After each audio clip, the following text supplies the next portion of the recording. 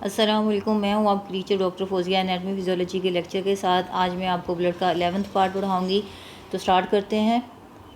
Students, मैं आपको last lecture में पढ़ा रही थी मेगालोब्लास्टिक एनीमिया, जिसमें आरबीसीज़ का जो साइज़ है वो इनलार्ज हो जाता है।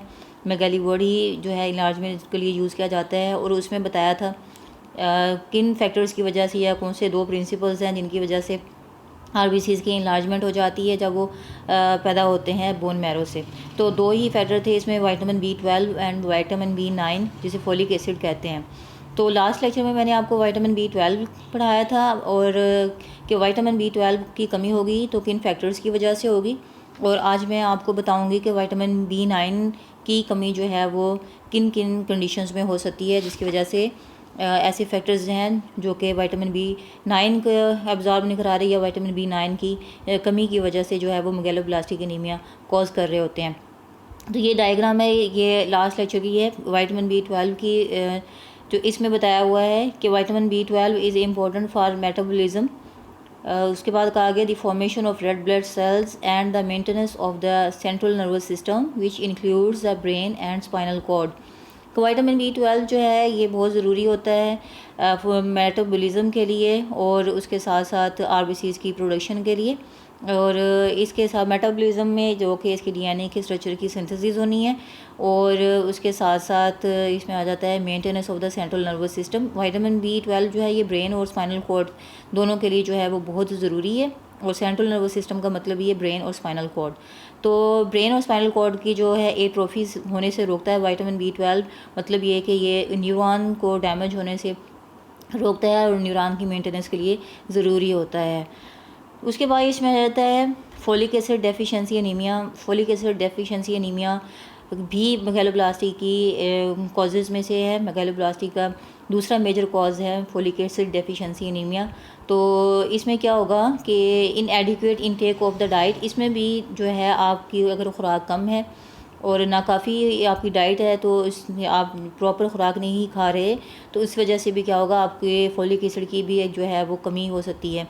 तो इसमें आ जाती हैं सबसे पहला point he इनएडिक्वेट intake of diet है। तो इसमें आएगा अनबैलेंस्ड डाइट, कि आपकी जो डाइट है वो मुतवाज़न नहीं है, कभी आपकी डाइट में फोलिक एसिड है और कभी नहीं शामिल। एक्सेसिव कुकिंग होता है, समटाइम्स हम बहुत ज़्यादा कुकिंग कर लेते हैं, बहुत ज़्यादा पकाते हैं जब चीज़ों को, तो उसकी वजह से भी जो विटामिन्स होते हैं वो हार्ड हो जाते हैं और वो डीनेचर्ड हो जाते हैं, उनका फिर हमें कोई फ़ायदा वगैरह नहीं होता। तो एक्सेसिव कुकिंग का मतलब ये है कि ज़्यादा पका लेना ऐसी चीज़ों को जिनके अंदर फोलिक एसिड या विटामिन B9 होगा। कॉमन इन अल्कोहलिक्स, ऐसे लोग जो कि अल्कोहल का यूज़ करते हैं, अल्कोहल बहुत ज़्यादा इस्तेमाल करते हैं, उन लोगों के अंदर जो है वो विटामिन B9 जो है वो एब्जॉर्ब नहीं होता। टीनेजर्स, छोटे बच्चे जो होते हैं जिसमें 11 to 12 ईयर्स एज भी हो सकती है, एंड समटाइम्स इन इन्फेंट्स और शीर ख्वार जो बच्चे होते हैं 1 साल वाले जो होते हैं बच्चे, उनमें भी जो है ये प्रॉब्लम हो सकता है कि उनके अंदर एब्जॉर्शन जो है वो प्रॉपर ना हो।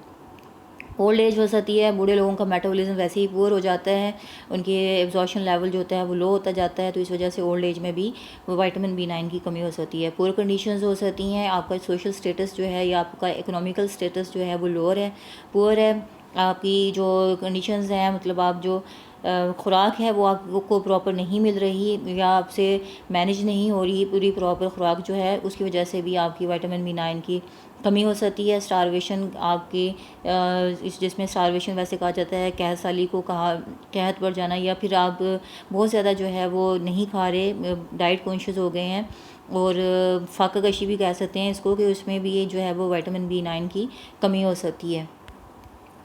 नेक्स्ट है कि इसमें आ जाती है मैल एब्जॉर्शन आ जाती है, कि एब्जॉर्शन का कम होना, एब्जॉर्शन ही प्रॉपर ना होना। तो इसमें आता है ट्रॉपिकल स्प्रू, और लास्ट टाइम भी मैंने आपको बताया था कि ट्रॉपिकल स्प्रू जो होता है इसमें ये ज़्यादातर जो है वो ऐसे इलाकों में होता है जहाँ पे लोग गर्मी ज़्यादा है, गर्मी की शिद्दत कम होने की वजह से वहाँ पे GIT के प्रॉब्लम से ज़्यादा होते हैं, उनकी GIT में इन्फ्लेमेशन हो जाती है, जिसकी वजह से माइक्रोविलाई जो है विटामिन B9 को एब्जॉर्ब नहीं कर सकते। तो इस कंडीशन में भी जो है मैल एब्जॉर्शन हो सकती है, एब्जॉर्शन की कमी हो सकती है।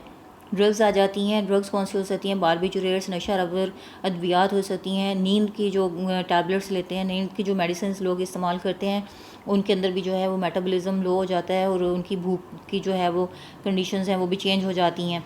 इथानॉल डाइफेनहाइड्रोन है। तो ये जो है ये एंटी एपिलेप्टिक ड्रग है, मतलब ये मिर्गी के ख़िलाफ़ जो है वो यूज़ होती है। और इसको भी इस्तेमाल करने की वजह से जो है ये इसके भी साइड इफ़ेक्ट्स में आ जाता है कि बारबिटूरेट्स और इथानॉल डाइफेनहाइड्रोन के इस्तेमाल से जो है वो भूख कम हो जाती है, और उसकी वजह से जो है साइड इफ़ेक्ट्स आते हैं कि उसमें एब्जॉर्प्शन नहीं हो पाती, विटामिन B9 की जो एब्जॉर्प्शन है वो कम हो जाती है। इसके बाद आते हैं इंक्रीज़्ड रिक्वायरमेंट्स। ऐसी कौन सी कंडीशंस हो सकती हैं जिनके अंदर विटामिन B9 जो है वो ज़्यादा रिक्वायर्ड होगा? प्रेगनेंसी हो सकती है, फोलिक एसिड की कमी हो जाती है विटामिन B9 की, तो प्रेगनेंसी में जो है वो फोलिक एसिड रिकमेंड किया जाता है ख़ास तौर पे प्रेग्नेंट वुमेन को कि वो इस्तेमाल करें, ताकि उनके अंदर जो HB का कंटेंट है या इसमें जो है RBCs की जो प्रोडक्शन है कि उनका लेवल जो होता है फिर इंक्रीज़ होना चाहिए, ताकि जो है वो ब्लड के अंदर जो है लेवल लेवल जो है मेंटेन होगा, तो उसके साथ साथ बेबी की जो डेवलपमेंट है वो प्रॉपर तरीके से हो सकेगी।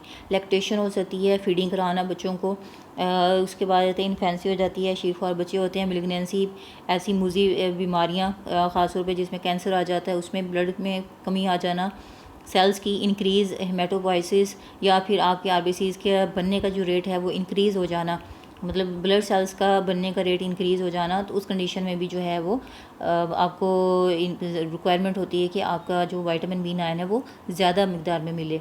अदर कॉजेज़ में आ जाता है drug which empire DNA metabolism. ऐसी ड्रग्स जो कि हम यूज़ करते हैं इन्फेक्शंस के ख़िलाफ़, इन्फेक्शियस डिजीज़ के ख़िलाफ़ यूज़ करते हैं, जिसमें आ जाता है ये तीनों जो लिखी हुई हैं, मरकैप्टोप्यूरिन, फ्लोरोयूरासिल एंड साइटोसिन, ये स्पेशली खसूसी तौर पर जो है ये कैंसर के ख़िलाफ़ यूज़ होने वाली ड्रग्स हैं।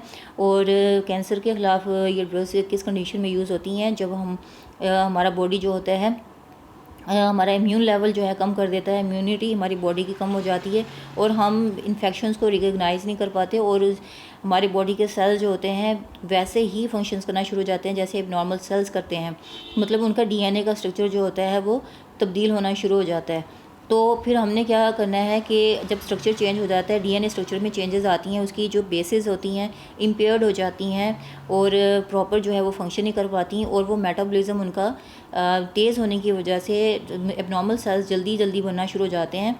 तो उनकी क्या करवानी, यहाँ पे हमने उनको ब्लॉक कराना है, हमने रोकना है उस डिवीज़न को। तो उसके लिए ये ड्रग्स यूज़ की जाती हैं। तो इसमें आ जाता है मरकैप्टोप्यूरिन, फ्लोरोयूरासिल, साइटोसिन। अब अगर ये तीनों ड्रग्स जो हैं वो एज एंटी इसमें आ जाएंगी कि मेटाबोलाइट के तौर पर, कि मेटाबॉलिज्म को, DNA के मेटाबॉलिज्म को रोकना है किस कंडीशन में? जब सेल्स एबनॉर्मल हो रहे हैं तेज़ी से। उस कंडीशन में जब हम रोकेंगे तो उसके साथ जो है हमारा नॉर्मल सेल्स का लेवल जो है वो भी काउंट जो है कम होगा, क्योंकि ये ड्रग्स हम DNA के स्ट्रक्चर को चेंज करने के लिए यूज़ हो रहे हैं, तो हमारे नॉर्मल सेल्स भी इसमें डैमेज होंगे। तो उस कंडीशन में क्या होगा, हमारा ब्लड लेवल जो है वो लो होता जाएगा। तो हमें क्या करना है कि जब ये ड्रग्स जो हैं इम्पेयर्स कर रही होंगी तो उसमें भी हमें कंडीशन में जो है हमें ज़्यादा रिक्वायरमेंट्स की ज़रूरत होगी।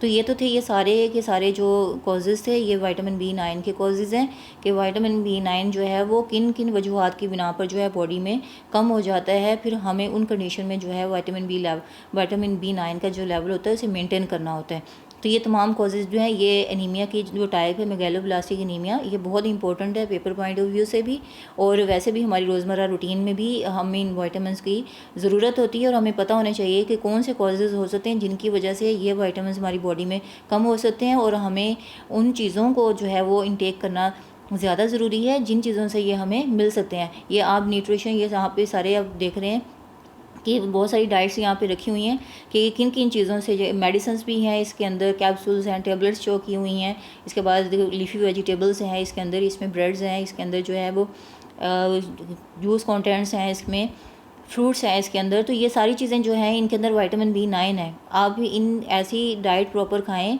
कि जिसकी वजह से आपकी बॉडी में जो है वो विटामिन B9 का और विटामिन B12 का जो है लेवल मेंटेन रहे, और आप में जो है वो मेगालोब्लास्टिक एनीमिया कॉज ना बने। तो ये तो था आज का हमारा लेक्चर। इंशाल्लाह नेक्स्ट लेक्चर के साथ फिर हाज़िर होंगी। तब तक के लिए अल्लाह हाफिज़, थैंक यू।